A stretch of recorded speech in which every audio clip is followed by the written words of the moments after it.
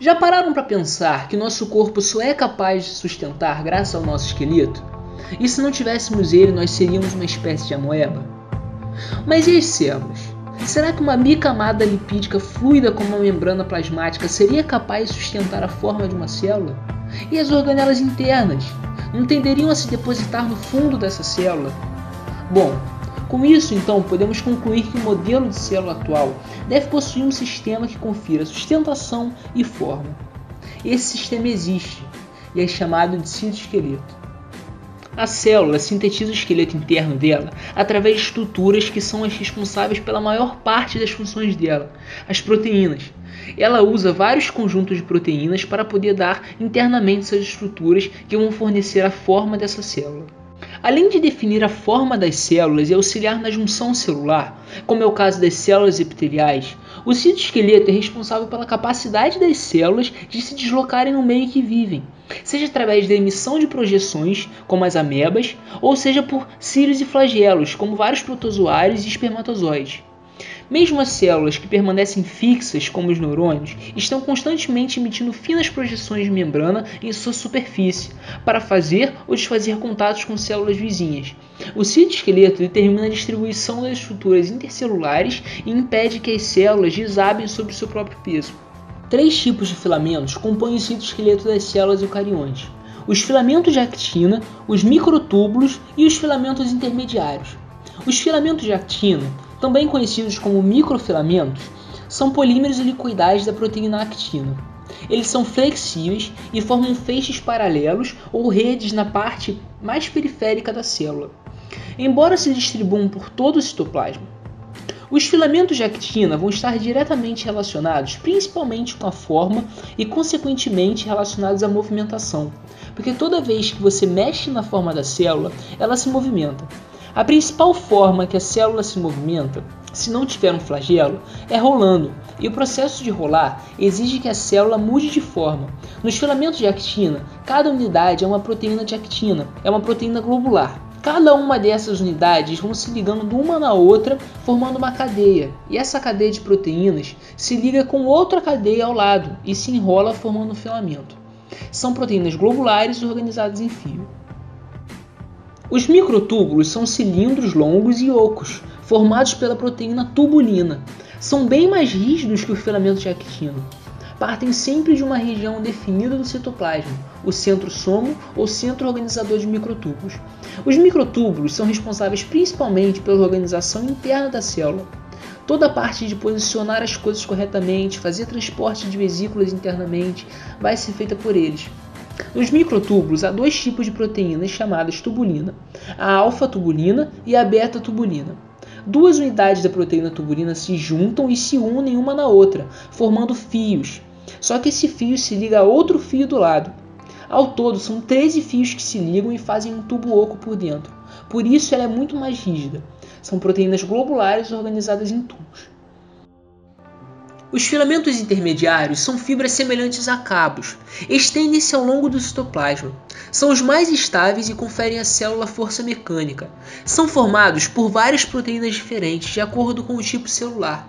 Queratinas, principalmente em células da pele. Neurofilamentos nas células nervosas. Vimentina, muito comum em todas as células que não são filamentos. Lâminas, são um tipo especial de filamentos. Vão formar a lâmina nuclear, que é o filamento que faz a carioteca. Nos filamentos intermediários, se tem uma proteína que, em vez de ser globular, ela é esticada e fibrosa. Formando uma fibra, elas têm vários pontos de interação umas com as outras, principalmente se ligar várias dessas proteínas, formando feixes de interação.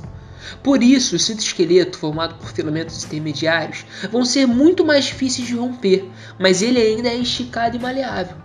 Superfícies elásticas suportam muito mais força de tração do que superfícies que são rígidas. Poder fazer essa deformação é importante para aguentar as forças de tração. Os filamentos citados do citoesqueleto, além de se movimentar em certos momentos, são necessários para se remontar de acordo com a situação, ou seja, Eles conseguem desfazer e refazer suas ligações que unem as moléculas que os formam, como a actina e a tubulina. A polimerização é quando as moléculas que constituem o filamento se ligam e fazem com que ela cresça, e a despolimerização é quando essa ligação é desfeita.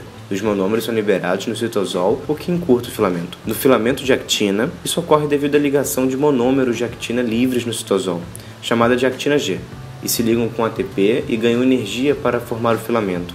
Nesse caso, ainda não se sabe ao certo como isso ocorre com as actinas monoméricas, mas tudo indica que ocorra a formação de trímeros de actina com o auxílio de proteínas regulatórias e após isso se ligam ao filamento. Quando essa ligação é realizada, o ATP é hidrolisado e vira ADP, resultando na dissociação dessa molécula e encurtando o filamento de actina.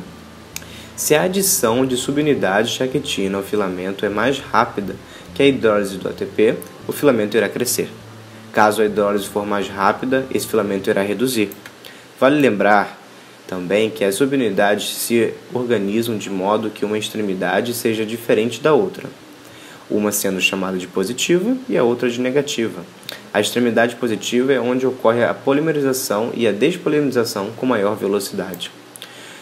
Já nos microtúbulos, acontece de um modo diferente, onde as tubulinas alfa e beta se associam logo após a sua síntese e formam heterodímeros no citosol e que serão as subunidades dos microtúbulos. Essas tubulinas possuem um sítio de ligação com a molécula de GTP, na qual apenas as ligadas na tubulina beta podem ser hidrolizadas. A molécula de GTP favorece a ligação dos dímeros com microtúbulos já existentes e quando essa ligação acontece, ocorre a hidrólise de GTP e forma um GDP. Como na actina, quando essa hidrólise é mais rápida que a polimerização, ocorre a redução do filamento, e quando é mais lenta, ocorre o crescimento. Quando essa ligação entre um dímero e o filamento é desfeita, o GDP se associa e a subunidade fica livre para um GTP novo se ligar ao sítio e ele poder se reutilizar no filamento. Como parte dessa polimerização, também está a conformação estrutural dos microtúbulos, o que é formado por 13 protofilamentos de tubulinas. Eles são polarizados pois as suas extremidades são distintas, uma sendo mais e a outra sendo menos. Assim como no filamento de actina, isso ocorre devido às subunidades serem acrescidas na mesma orientação. A extremidade mais realiza a polimerização e despolimerização mais rápido, já que nesse caso a extremidade menos imersa no centrosomo e, portanto, não sofrem esses fenômenos. Os centrosomos são centros organizadores de microtúbulos. De lá, eles irradiam todos os microtúbulos. Ele se posiciona próximo ao centro da célula para que fique melhor distribuir os filamentos pela célula. A polimerização e a despolimerização são realizadas e controladas com o auxílio de proteínas acessórias, as quais auxiliam na estabilização dos filamentos e determinam quando esse ocorre. Mesmo o citoesqueleto tendo como funções manter forma, ajudar em migração e transporte, ele não é uma estrutura completamente estática. Em parceria com os filamentos do citoesqueleto estão proteínas que auxiliam não só no transporte, mas também na polimerização e na dissociação de monômeros dos filamentos, sendo de actina e microtúbulos. Essas proteínas, chamadas de motoras e acessórias, realizam funções distintas a partir da hidrólise de moléculas de ATP. Dentro de uma célula pode existir diferentes tipos de proteínas motoras, cada uma com função e afinidade diferente. As proteínas motoras podem ser divididas entre aquelas que realizam transporte interno na célula, encaminhando vesículas originadas de organelas ou da membrana plasmática, organelas delimitadas por membranas e até enzimas, como é o caso da helicase, que corta o DNA para que o RNA seja formado. Cada tipo de filamento de actina ou microtúbulo possui seu tipo de proteína motora, como por exemplo miosina, que está presente apenas em filamentos de actina, e a cinesina e dineína, que estão presentes nos microtúbulos. A maioria delas realizam movimentos unidirecionais, devido à hidrólise de ATP.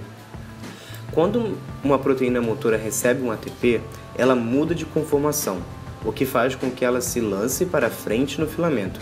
Ao hidrolisar o ATP e transformar em ADP e fosfato, a proteína muda novamente a conformação, fazendo com que ela se mova. Ao liberar o ADP e o fosfato, a proteína volta à sua conformação inicial e recomeça o ciclo. A movimentação dessas proteínas, como dito anteriormente, podem ser para a extremidade da célula ou para o interior. Isso tudo vai depender da polaridade do filamento e da proteína. Quando esse movimento é em direção da membrana plasmática, ele é chamado de anterógrado, e o movimento voltado para o lado de dentro da célula é denominado retrógrado. Outro tipo de proteína motora realiza a movimentação dos filamentos, como se fossem braços mecânicos que, através da hidrólise da molécula de ATP, realizam movimentações que conseguem puxar o filamento em uma direção, fazendo assim com que eles deslizem pela célula. Esse tipo de movimentação é usado para contração muscular e também para movimentação de flagelos. A miosina é um tipo de proteína que realiza esse movimento. As proteínas acessórias são responsáveis por controlar a polimerização e a despolimerização dos filamentos, assim como controlar aonde deve ocorrer e onde não deve ocorrer. Há diversos tipos de proteínas acessórias e cada filamento tem o seu grupo de proteínas, que exercem diferentes funções, como evitar associação, quebrar filamento, estabilizar o filamento ou se ligar à extremidade e realizar ligações com outras estruturas. Os filamentos de actina muitas vezes se juntam com outras proteínas motoras, como as miosinas, e passam a ter outras capacidades, como a de contração, por exemplo.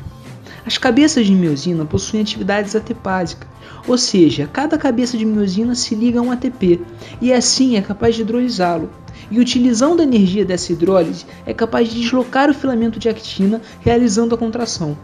Esse movimento em conjunto da actina e da miosina acaba sendo bem semelhante com o de um remo de um barco empurrando a água, o que faz com que esse barco deslize sobre a água.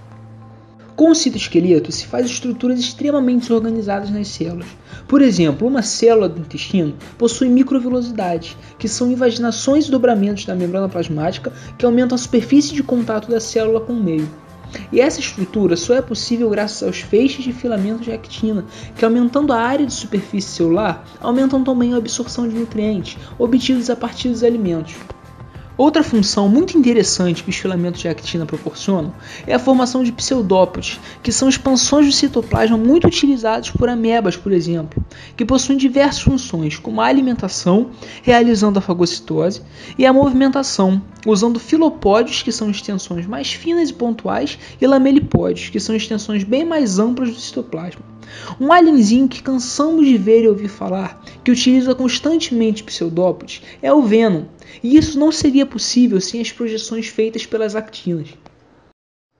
A ação em conjunto dos filamentos de actina com a miosina também é responsável por realizar um dos processos mais importantes para os organismos multicelulares, a formação do anel contrátil, necessário para a citocinese. Quando a célula vai se dividir, em volta de toda a membrana da célula possui filamentos de actina. Em um determinado local, tem a concentração de filamentos de actina com filamentos de miosina. Eles vão formar um anel de proteínas que vão fazer o procedimento de puxar, só que não vai voltar. E isso vai se tornando cada vez menor e menor. E esse anel vai estrangulando a célula e por fim dividindo-a. Os microtúbulos, por partirem de um centro organizador chamado de centrosomo, que possui uma organela chamada de centríolo, possuem o papel de organizar a célula. Desse centrosomo partem todos os microtúbulos que vão organizar as células. E isso é necessário porque, como é o citoesqueleto organizador, ele precisa de organização, para que ele possa saber o que fica posicionado aonde, o que tem que ir para onde. Ele precisa partir de um local fixo da célula e poder organizar tudo em função dele e da estrutura principal da célula, que é o núcleo. Organiza tudo em função do núcleo, trazendo para perto do núcleo ou levando para longe. Durante a divisão celular, feixes de microtúbulos que partem de centríolos em lados opostos das células se orientam de forma a separar os cromossomos de modo que sejam incluídos nas células filhas. As tubulinas se polimerizam e se associam aos braços cromossômicos e se despolimerizam afastando o cromossomo. É como se o centríolo fosse o Scorpion do jogo Mortal Kombat, que lança o seu ferrão nos cromossomos e os puxa em sua direção. Outra função muito importante que os microtúbulos também realizam é a formação de cílios e flagelos que, com o auxílio de outras proteínas, utilizam a energia da hidrólise do ATP para fazer o movimento. Como dito anteriormente, os microtúbulos possuem papel organizador. Logo, eles auxiliam na manutenção do que deve ficar ou sair da célula. Os microtúbulos se comportam como se fossem estradas guiando carros, que na verdade são bolsinhas de membrana chamadas de vesículas. O transporte de coisas para dentro da célula é chamado de retrógrado, e o transporte de coisas para fora é chamado de anterógrado. Essa espécie de cabo fibroso chamado de filamento intermediário está disposto em forma de uma rede denominada lâmina nuclear logo abaixo da membrana nuclear interna e estende-se ao longo de todo o citoplasma, conferindo suporte mecânico e resistência às tensões da célula. Com o citoplasma sendo móvel e fluido, logo é necessário filamentos resistentes, mas ao mesmo tempo flexíveis, como se fosse a teia do Homem-Aranha, por exemplo, que consegue resistir a tensões absurdas, mesmo tendo uma certa elasticidade. Assim, nesse sentido, garante a integridade de uma célula durante um choque mecânico e a do navio que está se rompendo. Os filamentos intermediários conferem adesão a tecidos epiteliais, por exemplo, em parte pela ancoragem dos filamentos intermediários em regiões de contato célula-célula, chamadas de desmossomos, ou em regiões de contato célula-matriz, denominado hemidesmossomos. Os filamentos intermediários mantêm as células presas umas das outras e dão resistência às forças de tração no local.